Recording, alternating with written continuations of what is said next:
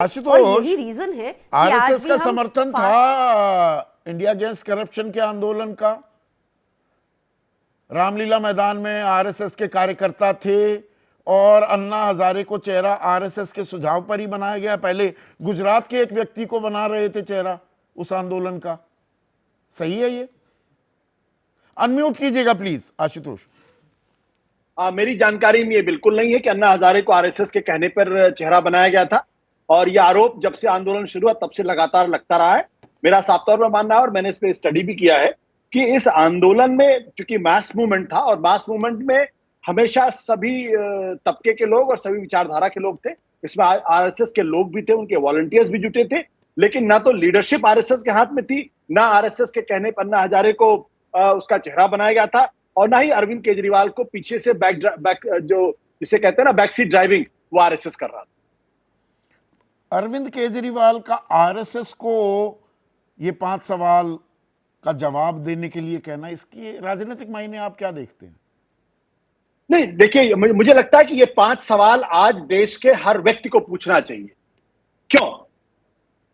क्योंकि दरअसल ये आरएसएस की सरकार है, ये बीजेपी उसका पॉलिटिकल विंग है।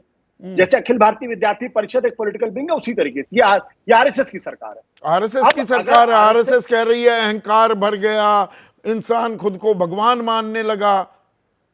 आरएसएस के लोगों की ना चलने की ना सुनने की बातें सामने आ रही हैं। आप कह रहे हैं आरएसएस चला रहा है। ये जो खेल है बीजेपी आरएसएस का, ये इसको डिसाइफर डिकोड करना बड़ा मुश्किल हो जाता है कई बार। अगर आप मुझे इजाजत दे तो मैं इसको डिसाइफर भी करूंगा, कोट भी करूंगा। प्लीज। हाँ, देखिए, मेरे पास एक किताब, बड़ी मशहूर किताब है। इसमें गोलवलकर से एक बार ये सवाल पूछा गया कि भाई आप सरकार क्यों नहीं चलाते, आप राजनीति क्यों नहीं करते। तो गोलवलकर ने ये कहा कि हमारे जो आदर्श हैं वो भगवान श्री कृष्ण हैं, जिन्होंने एक बड़ा एम्पायर, बड़ा साम्राज्य बनाया, लेकिन वो उसके सम्राट नहीं बने, बल्कि अपने अंगूठे के नीचे उस साम्राज्य को रहते थे। हमारा आदर्श ये आरएसएस के गोलवलकर का कहना, ये मेरा कहना नहीं। इसका मतलब ये है कि जो मौजूदा सरकार है वो दरअसल आरएसएस के अंगूठे के नीचे है। अब अंगूठे के नीचे जो आदमी बैठा हुआ है वो कभी कभी कसमसाता भी है। वो कहता है यार मुझे क्यों अंगूठे से दबा रहे हो, मैं तो राजा हूं, और मैं राजा हूं तो अपने हिसाब से चलाऊंगा। तो ये लड़ाई आरएसएस में पहली बार नहीं हुई है। इसके पहले जब मौलीचंद शर्मा अध्यक्ष थे तो उन्होंने कहा कि आरएसएस हमारे माल में दखल देता है, उनको इस्तीफा देना पड़ा। बलराज मधोक ने कहा कि मुझे आरएसएस चलाने की कोशिश करता हूं, उनको इस्तीफा देना पड़ा 1973 में। उसके बाद जब लाल कृष्ण आडवाणी ने समझने लगे कि वो आरएसएस से बड़े हो गए हैं और उन्होंने जिन्ना की मजार पर जब जाकर कहा तो 2005 में उनसे इस्तीफा ले लिया। तो हर उस व्यक्ति ने जिसने आरएसएस की बात नहीं मानी, आरएसएस से अपने आप को इंडिपेंडेंट करने की कोशिश की। दो फाड़ हो रही है आजकल, तो खबरें ये आ रही हैं अलग अलग पेज पर हैं। सरसंघ चालक मोहन भागवत, दत्तात्रेय होस बोले, वो ज्यादा नजदीक पाते हैं अपने आप को मोदी अमित शाह की जोड़ी के साथ। अरुण कुमार भी हैं, सुरेश सोनी हैं। ये खबरें भी आजकल बहुत सियासी गलियारों में चर्चाएं गर्म हो रही हैं।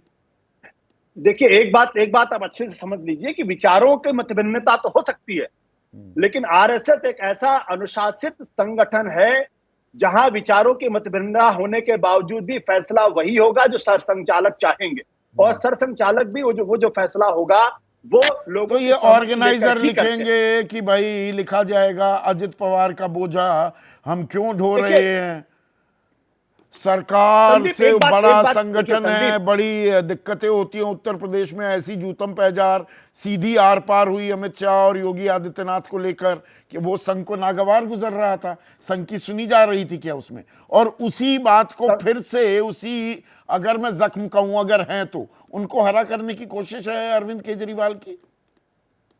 नहीं, मैंने कहा मैं बिल्कुल, ये एक बहुत ही चतुराई भरे सवाल पूछे गए, और ये सवाल इस देश के हर आदमी को पूछना चाहिए। मैं ये इसलिए कह रहा हूं क्योंकि जब भारतीय जनता पार्टी के लोग ये कहते हैं कि आरएसएस उनकी मां के समान है, जब वो मां के समान है तो ये आरएसएस, तो भारतीय जनता पार्टी के अध्यक्ष अगर ये कहने की जरूरत करते हैं कि वो अब सक्षम हो गए हैं, अपने बल पे करना चाहते हैं, तो उन्हें ये सवाल पूछने का अधिकार है और लोगों को जानने का अधिकार है कि क्या भारतीय जनता पार्टी ने अपने आप को आरएसएस से मुक्त कर लिया है, और अगर मुक्त कर लिया है तो फिर वो स्थापित क्या है। दूसरी बात, क्या मोहन भागवत इस बात को बर्दाश्त कर सकते? कतई बर्दाश्त नहीं कर सकते। बार बार मैं इस बात को कहता हूं कि मोहन भागवत थोड़ा और झटका नरेंद्र भी मोदी ऐसा के दे बीच सकते हैं, एक वक्त आया था इंदिरा गांधी का भी समर्थन किया था आरएसएस ने, क्या उस तरह की राजनीति भी करने की कोशिश कर रहे हैं अरविंद केजरीवाल? आशुतोष, संदीप, एक बात समझ लीजिए कि नरेंद्र मोदी अब चढ़ते हुए सूरज नहीं है। आरएसएस को जितना फायदा नरेंद्र मोदी के करिश्मे का, लोकप्रियता का लेना था, उतना वो ले चुके हैं। अब उनको नरेंद्र मोदी का उत्तराधिकारी खोजना है, और इसलिए पिछले 4 जून के बाद से जो बयान लगातार मोहन भागवत के आए हैं, वो नरेंद्र मोदी को एक इशारा है कि भाई अब आप अपने में सुधार लाइए। आप अपने को ये मत कहिए कि मैं बायोलॉजिकल नहीं हूं, मैं तो मैसेंजर ऑफ गॉड हूं। ये सब नहीं चलने वाला। अब आपको आरएसएस के हिसाब से चलना है तो चलिए, नहीं तो या दरअसल बीजेपी आरएसएस को अपने हिसाब से भी चलाएगी और वो रस्साकशी अभी जारी है क्या? जैसे ही घड़ी का काटा दोपहर 2:30 पे आए, बबीता जी का दिल सास बहू साजिश के लिए मचल जाए। और ये है इनकी बहू, पूरे दिन ऑफिस की टेंशन हो जाए गॉन जब ये करें अपना फेवरेट शो फ्री टाइम पे ऑन। इनकी तरह आप भी देखिए अपना फेवरेट शो अपने टाइम पर और डाउनलोड कीजिए एबीपी लाइव ऐप अपने स्मार्ट टीवी पर।